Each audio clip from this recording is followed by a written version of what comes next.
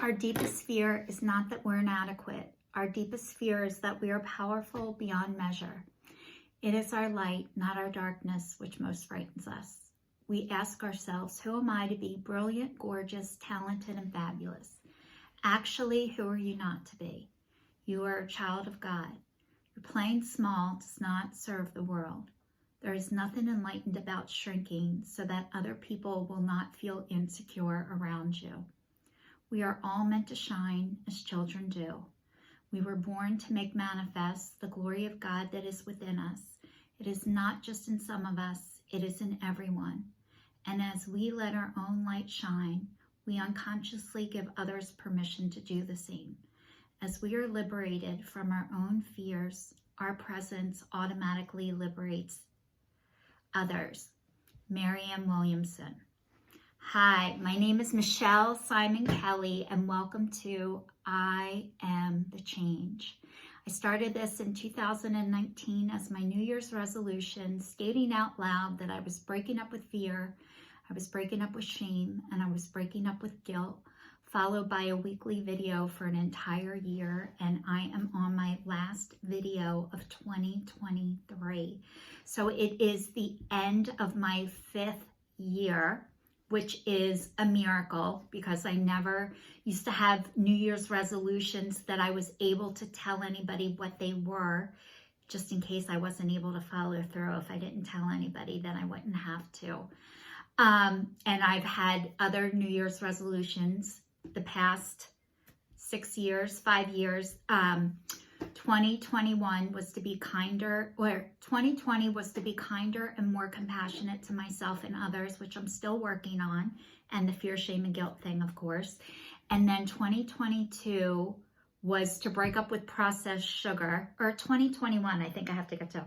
2021 was to break up with processed sugar. 2022 was to attach an income to what it is that I do, which is slowly happening, slowly like a turtle. And then this year it was not to weigh myself every single day on the scale, which I did for years and years and years. And if you guys want to see my videos, they're on YouTube, they're on Instagram, they're on Facebook, and it's under Michelle Simon Kelly, I Am the Change.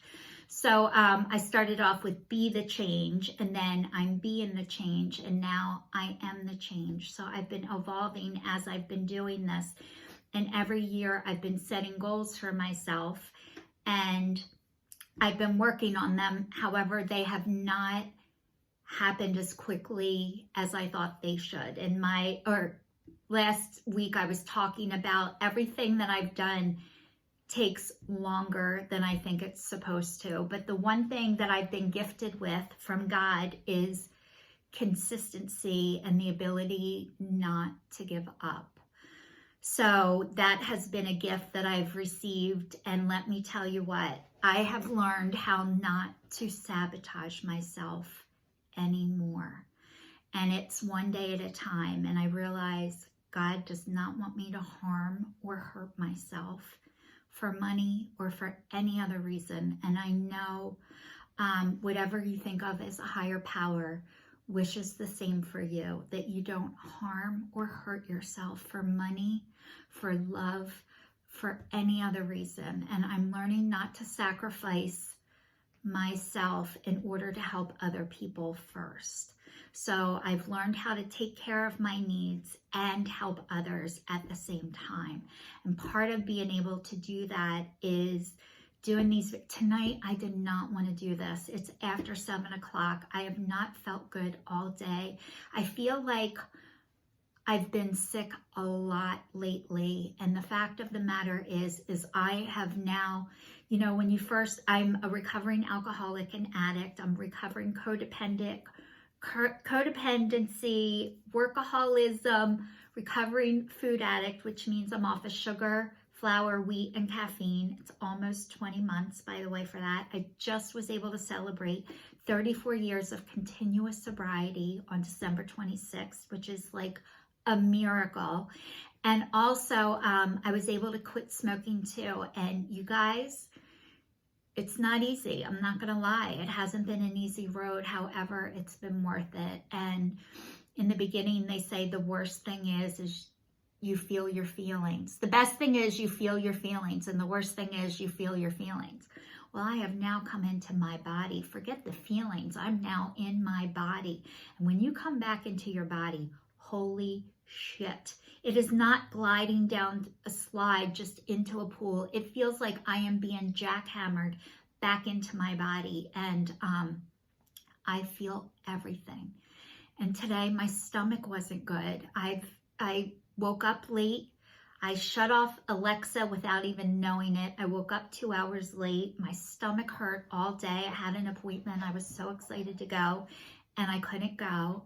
And I ended up sleeping this afternoon for a couple of hours. And I'm usually not a napper. Like, I was not usually a napper. So usually if I take a nap, I'm sick or there's something really wrong. And I'm on my 4th nerve pain medicine for my CRPS type 2 that I just got diagnosed with in September. So here I was on 2 antidepressants at the same time, and one of the doctors caught it, thank God. So I weaned off of one, started another, and I'm back in my pain like I was before I got diagnosed.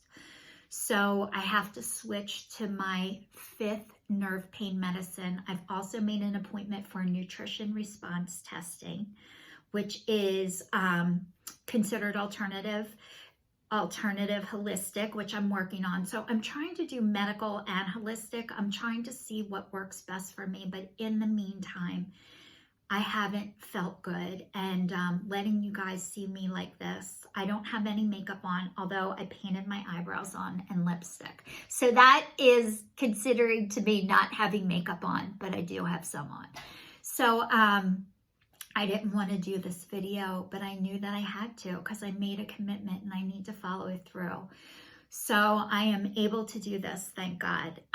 The other thing I wanted to tell you is I didn't talk to my dad for over 10 years, my sister for over 15 years, and my mom for over 28 years. And I have made amends with all 3 of them and have been in contact with them. And I told you guys last week, I made a call to my mom. I didn't get to talk to her until after I did my video. So I have changed. My perception of how things are and were has changed, and I see things differently now. And I see things with love and compassion. And I wasn't able to see things that way before because I didn't have it for myself. And when I didn't have it for myself, I wasn't able to give it to others like I thought I was. And a lot of times, until you go through certain things, you cannot understand it until it happens to you. So I have been, before I started talking to my mom, me and my girlfriend wrote letters to our mothers back and forth last year, almost 2 years ago, and read them to each other every week. And we thought we were going to do this process. It was going to give us forgiveness. We would and move on. And I remember 3 weeks in thinking, I'm even more pissed off now than I was before I got started. So what I was able to do is pretend she was my mom, and I started reading the letters to her and vice versa. And she was able to do some of the healing with her mother before I was able to deal with mine. And it was really nice because I had like a leader and somebody to follow, and I got to witness that for her, and she's getting to witness that for me. And I've had to work a lot of things out without the actual person first, and then that has helped me go back to the people that I needed to go back to. So this Christmas was really nice that I have my family back. However, I don't expect them to be any different than how they are, which, you guys, it only took 34 years of being sober, 10 years of being in ACA, which is Adult Children of Alcoholics and Dysfunctional Families, which every single person in the entire world is from, whether you believe it or not. If you don't believe it, you're in denial. And what denial stands for is didn't even know I am lying.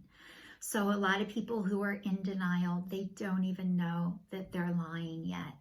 And I was the last to know, and I assume that's correct with everyone.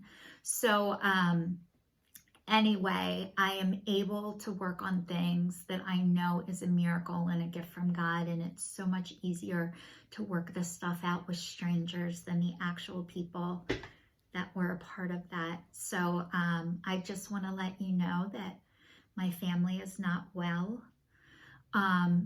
Somebody's addicted to Ambien and is in detox right now as a result of that. We've got a lot going on, and the holidays bring up a lot of things for a lot of people.